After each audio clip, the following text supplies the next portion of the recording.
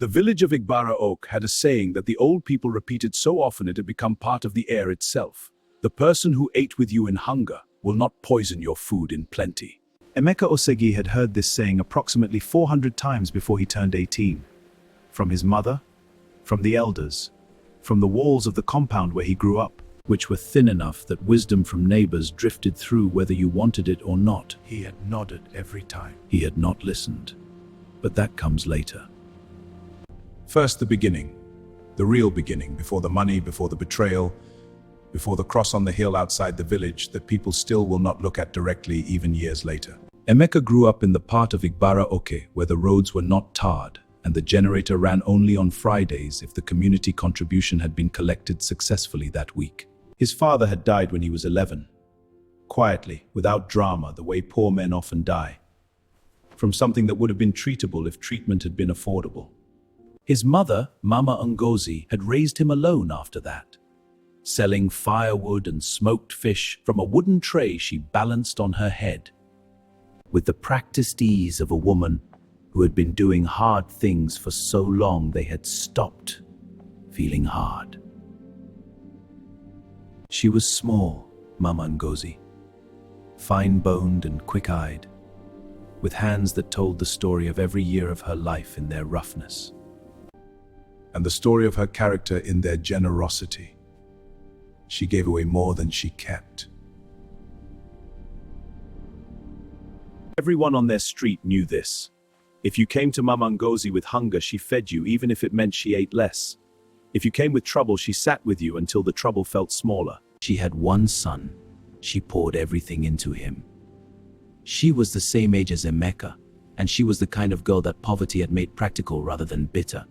Her mother was sick, had been sick for 3 years, a slow, consuming illness that had eaten through every family saving and left them in a house with a leaking roof and a kitchen that flooded when it rained. Adeze carried water, cooked, cleaned, cared for her mother, attended school when she could, and studied high iron determination of someone who has no backup plan. Education was the rope she was climbing out on, and she would not let go.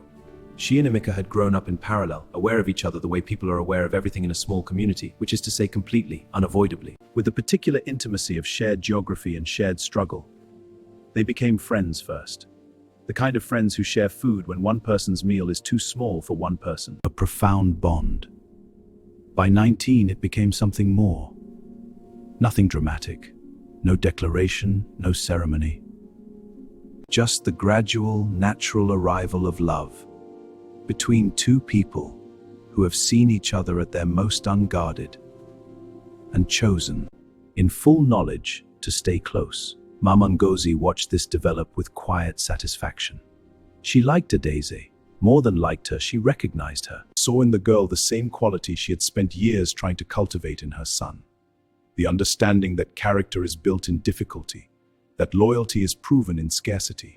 A person who stands with you when you have nothing is worth more than 1,000 who appear when you have everything. That girl, she told Emeka once, directly, is the kind of person you do not find twice. I know, Mama. He said it casually. The way you say things you believe you already understand.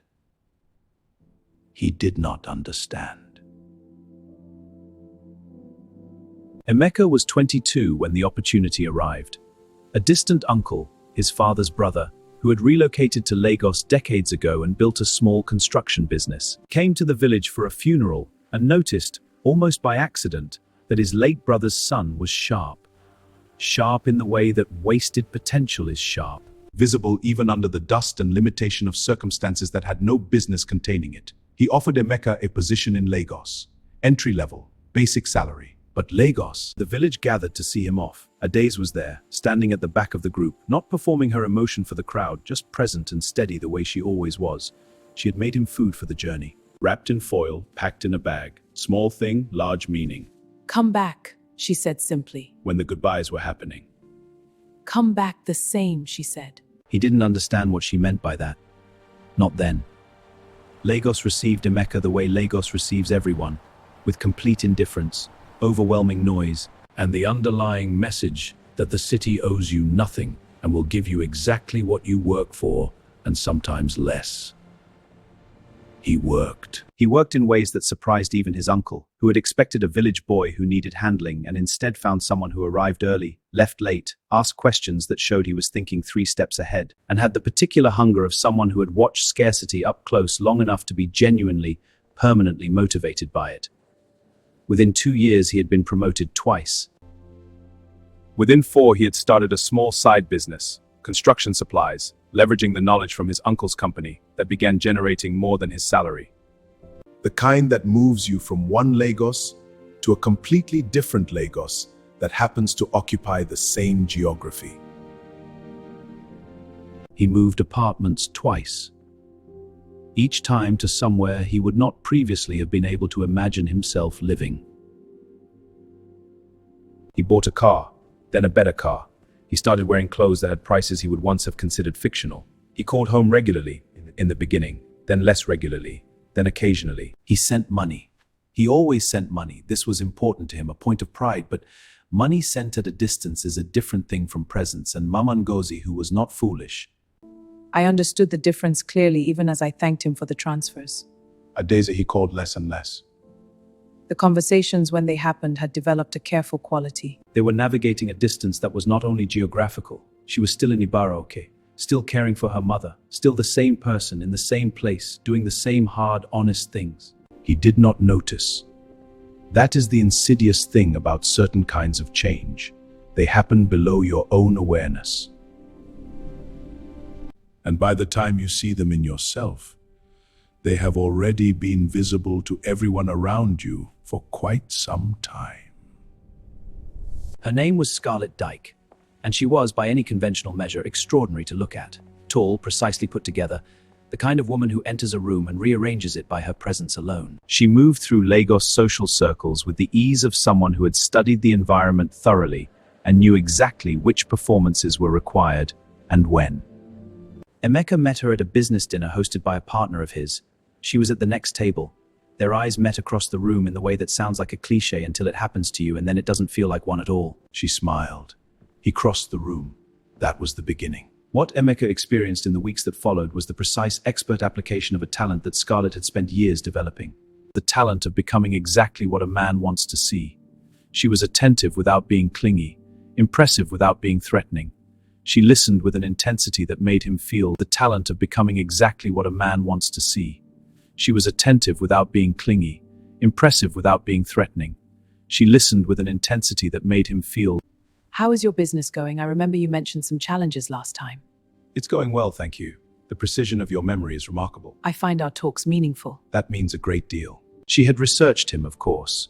She had known exactly who he was before their eyes met across that room, had known his net worth within a reasonable margin, had known his background. Had known he was from a village and had made himself from nothing, which told her certain things about his psychology, about what he was hungry for, about the specific texture of validation that would be most effective. She was, in the language of what she actually was, a professional.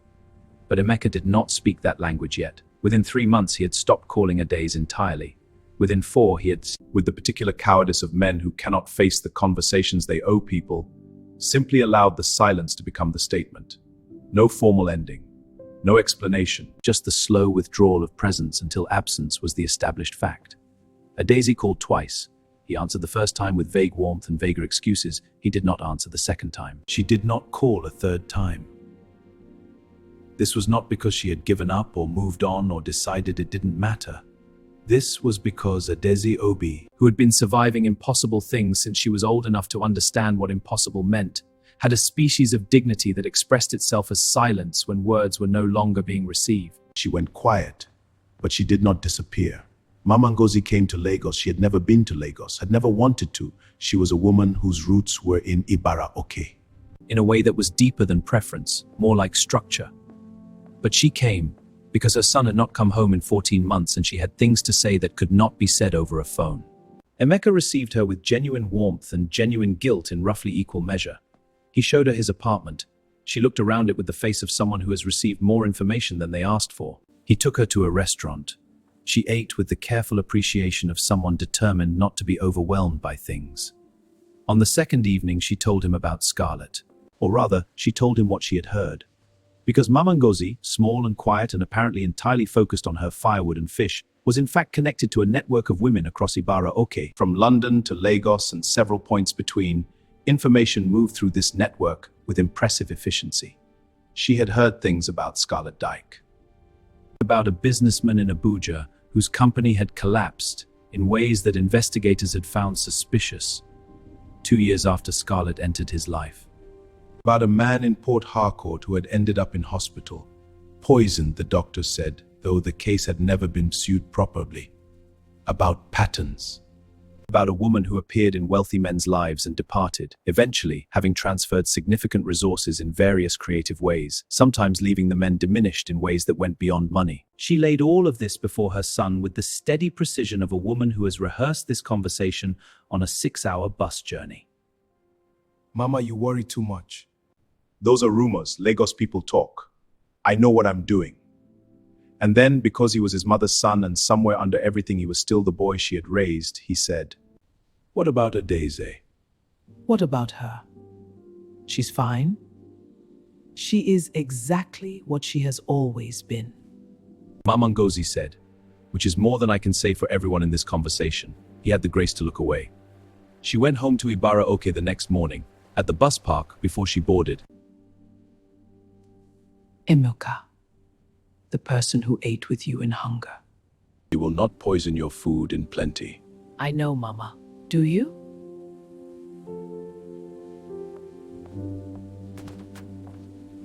He proposed to Scarlett 4 months later. A restaurant. A ring that cost more than Mama Ngozi made in 5 years. The whole performance. Scarlett said yes with tears in her eyes that were, technically speaking, real. She had practiced producing them, and the practice had made them genuine on demand, which is its own particular skill. The Lagos social circle celebrated. Mama Ngozi, when she heard, said nothing for a very long time. Then she said, God, please protect my son from himself. She said it to the ceiling, the ceiling. She said it every day after that.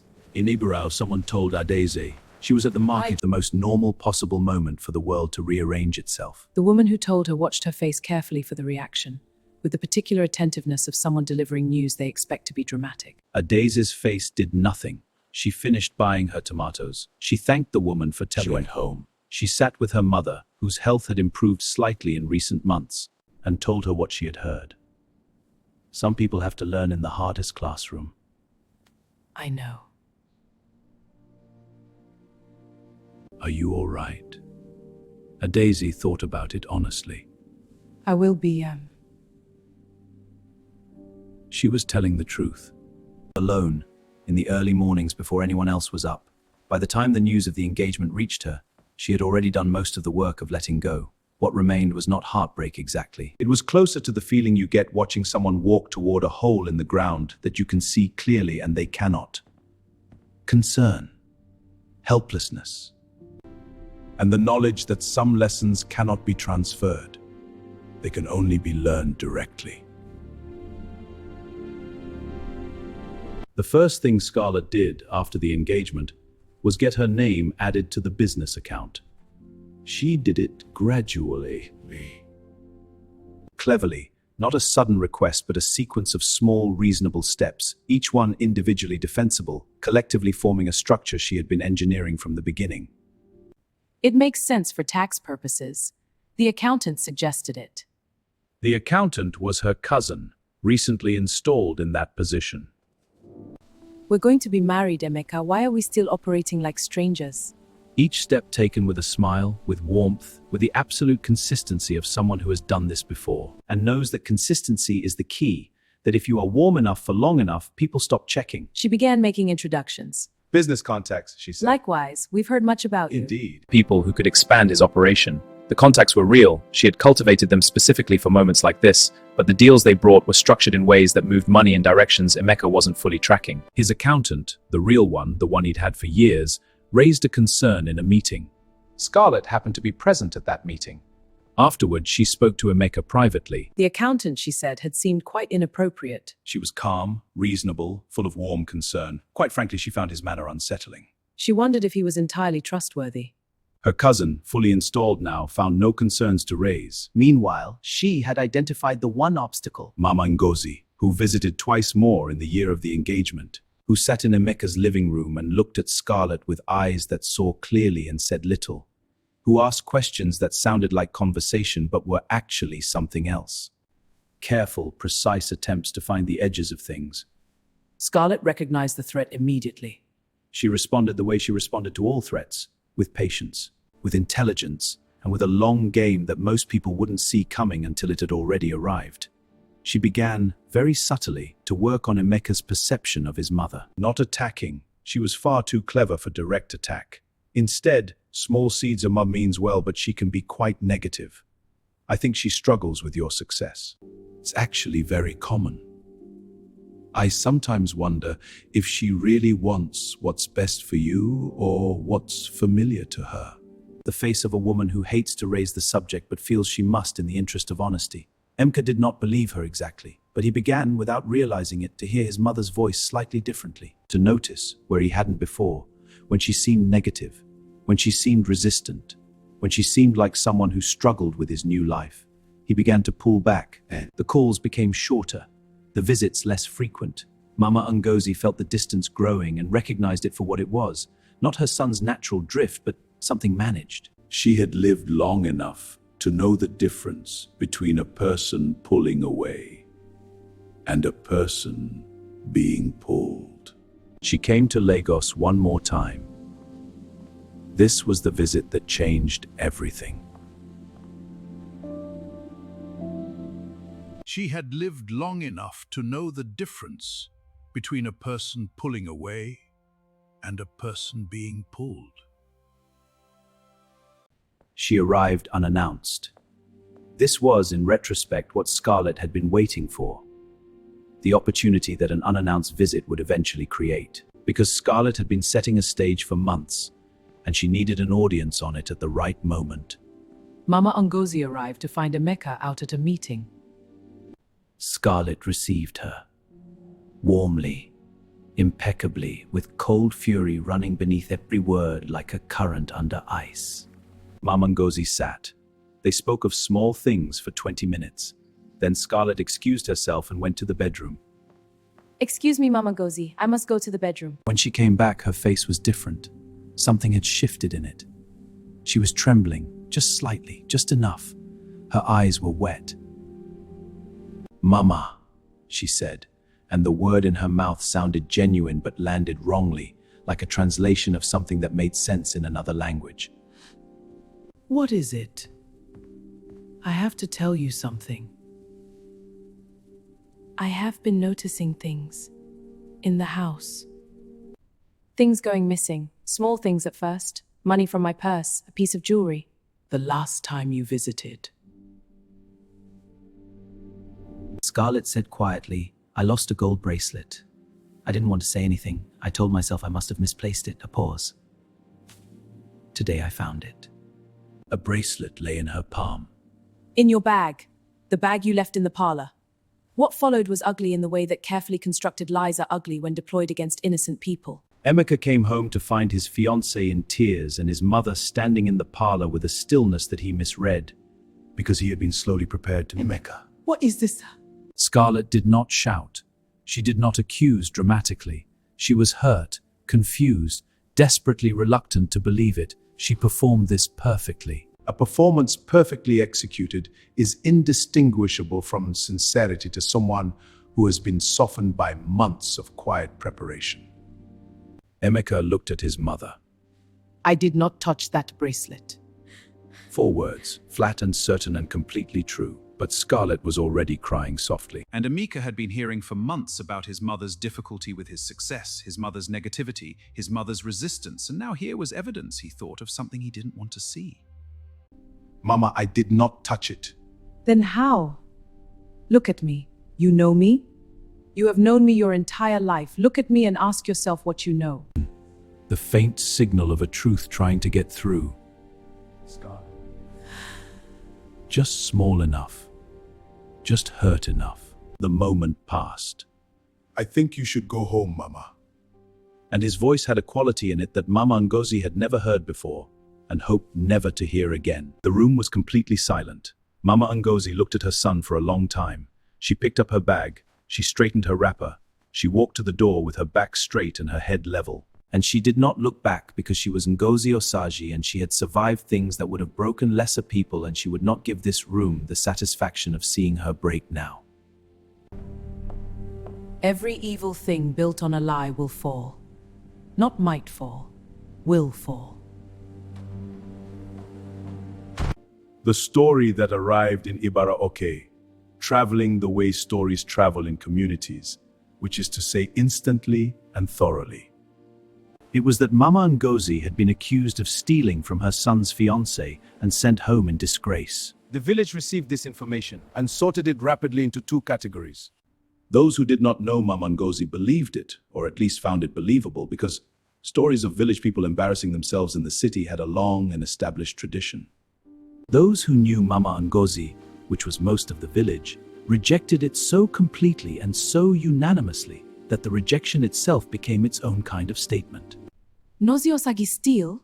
Before you tell me that story again, go and look up the definition of the word steal and come back and tell me if it fits that woman. Brought food, sat with her, asked nothing and offered everything. She accepted it with grace and said very little. Adeze came. She sat with Mama Ngozi in the small courtyard for 2 hours. They spoke mostly of ordinary things, Adneda, the market, the rains that were coming. Only once did either of them reference the obvious. He will see. Not angrily, just as a statement of fact. Yes, I know. Will it be too late?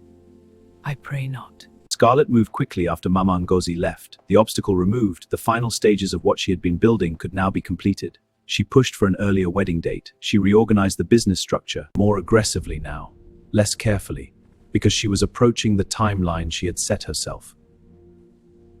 She introduced a new business partner, a man called Raymond, who came with impressive credentials and an investment proposal that would, on paper, triple Emeka's construction operation. Emeka, whose judgment had been quietly undermined for over a year, whose closest advisor had been removed, whose accountant had been replaced, whose mother was gone, and whose oldest friend was a silence on the other end of an undialed number. Emeka signed. The contract had provisions in it that his original accountant would have flagged immediately. Her cousin found nothing to flag. The wedding was set for December. In November, 3 things happened. The first thing, Raymond disappeared, along with a significant portion of the investment funds that had been moved through a new account in the week before.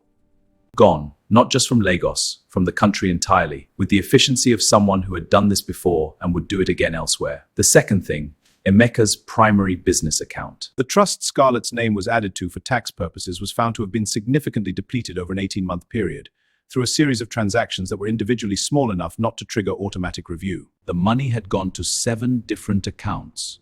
All 7, traced carefully, led back to variations of the same person.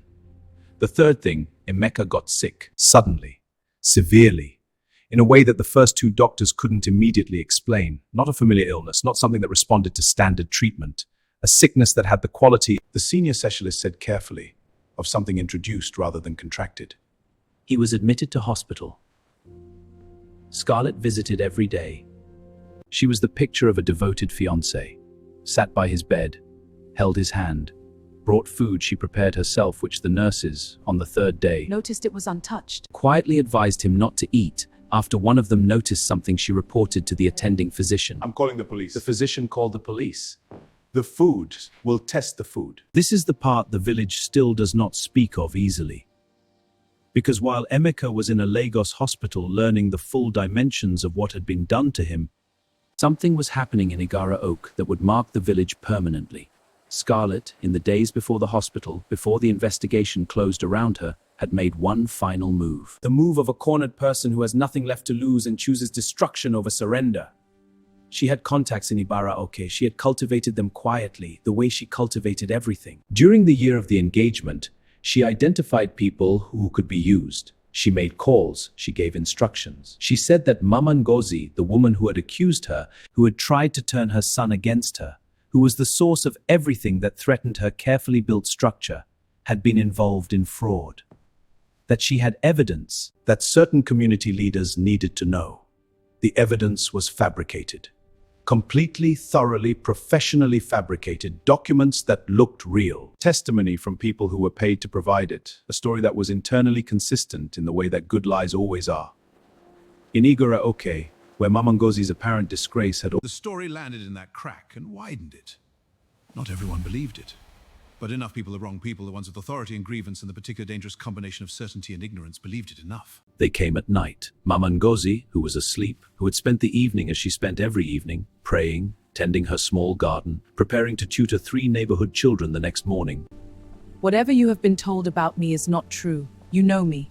Most of you have known me your whole lives. Whatever you think you are doing tonight, you are wrong. They did not listen. She was bound. She was carried to the hill. She was raised on the cross in the night air of Igbara Oke, the village she had lived in for 63 years. Surrounded by people who had eaten her food and received her kindness, and in this terrible night hour had become strangers to everything they had ever known about her. She did not curse them. She prayed. Her voice was steady until it wasn't. By morning, Mama Ngozi Osagi was gone. The investigation moved fast after the hospital. Too fast, as it turned out. To save the one person it should have protected. Within 48 hours of the hospital reporting the poisoning, the financial fraud was confirmed. Raymond was found in Accra within 72 hours. Scarlett was arrested in her Lagos apartment on a Friday morning, still in her nightclothes, and she maintained her performance. Tearful, confused, victimized. Until the investigators laid the evidence in front of her in sequence, piece by piece, and the performance became structurally impossible to sustain. Timeline. It changes everything. She was, in the end, more afraid than anything. The coldness left her when real consequences arrived, and what was underneath was simply a person who had done terrible things for a long time and had never until now been stopped. She gave up Raymond. She gave up the cousin accountant. She gave up names and accounts and details with the speed of someone who has decided that self-preservation matters more than any other loyalty. She did not give up what she had done to Igbara Oke. That she denied. She denied it with a specificity and conviction that the investigators noted was different from her other denials. This one felt real. It felt like genuine lack of knowledge. It was. She had made the calls. She had provided the false evidence. But what the village had chosen to do with it, the cross, the hill, the night visit, that had been the village's choice. She had handed them something and they had decided what to do with it. This is the most complicated part of the story. It does not have a clean lesson. Emeka was discharged from hospital on a Tuesday. He was weak. The poison had done damage that the doctors said would take months to fully recover from, and some effects might be permanent. He sat in the hospital wheelchair at the discharge desk, and his phone rang. A number from Igbara Oke. He answered. What he was told he received in silence. The nurse who was processing his discharge noticed his face change. He said nothing for a long time. Then he said, When? The answer came. He closed his eyes. He went to Igaru for 6 hours because he could not wait for any other arrangement. He arrived in the evening when the light was turning golden over the compound, and the village was in the particular heavy quiet that settles on a place after it has done something it cannot undo. He walked to the hill. He stood at the base of the cross. Nobody spoke. Adeze came. She walked up the hill and stood beside him and said nothing because there was nothing adequate to say, and she had never been someone who filled silence with words just to fill it. She warned me.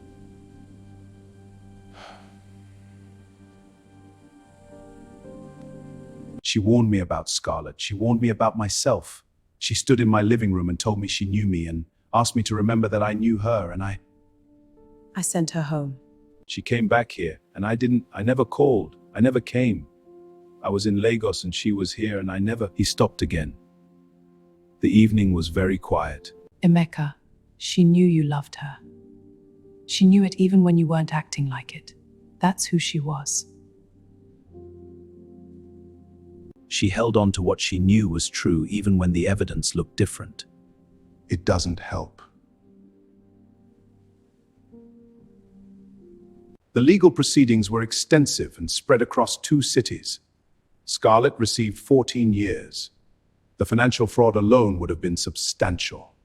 But the poisoning added dimensions that the prosecution pursued with the determination of a team that had read every detail of the case and taken it personally. Raymond received 11 years from Ghana before being extradited. The cousin accountant received 4 years and a professional lifetime ban.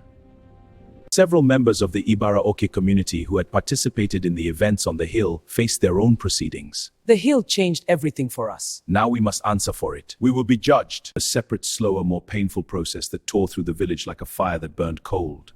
Families divided over who had been there and who hadn't, who had known and who hadn't, who had built and who had watched. The chief who had authorized it, who had received the false evidence and acted on it, with a speed that subsequent examination suggested had less to do with genuine conviction and more to do with old grievances he had been looking for permission to act on, was removed from his position and faced criminal charges.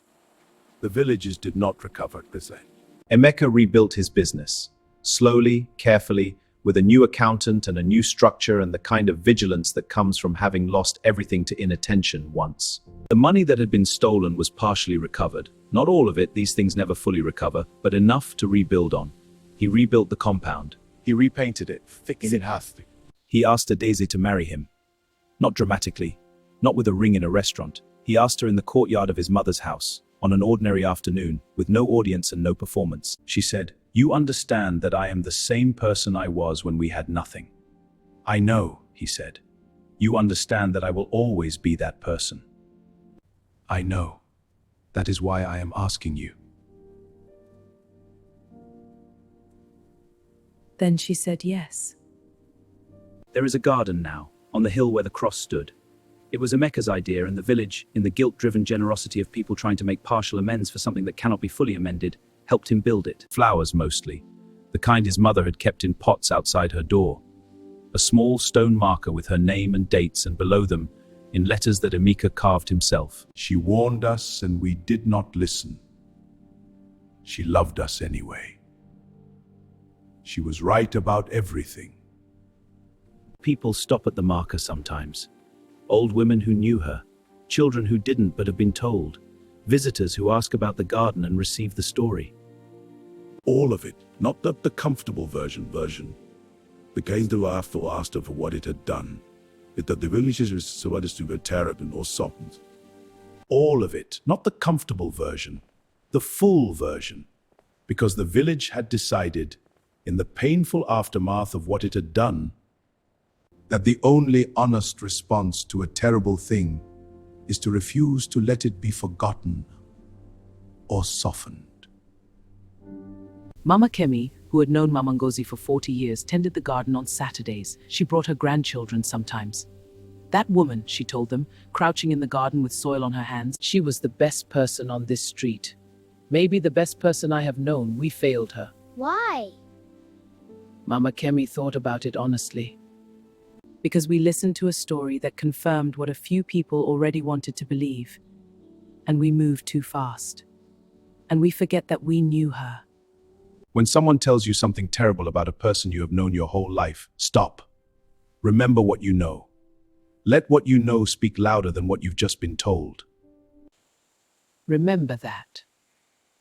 On the other side of the village, in a compound with a newly painted gate and a courtyard garden arranged exactly like the one that used to be there, Emeka and Adeze Osaji were eating dinner.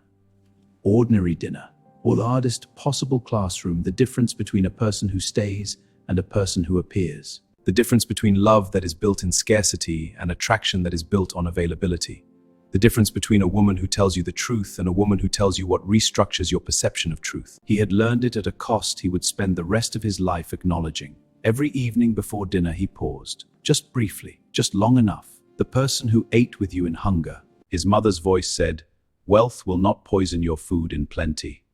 The market today was busy. The prices of yams and peppers have gone up, but the fish was fresh and plentiful. He listened, completely, without distraction, the way he should have listened years ago. Something real, the ordinary texture of a life being genuinely shared. To this woman and to his mother and to everything that was true, that he had been too dazzled by falsehood to receive. He listened, And it was in the way that small, ordinary, faithful things can be after great destruction. Enough.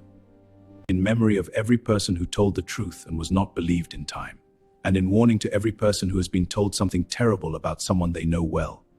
Stop. Remember. Let what you know speak.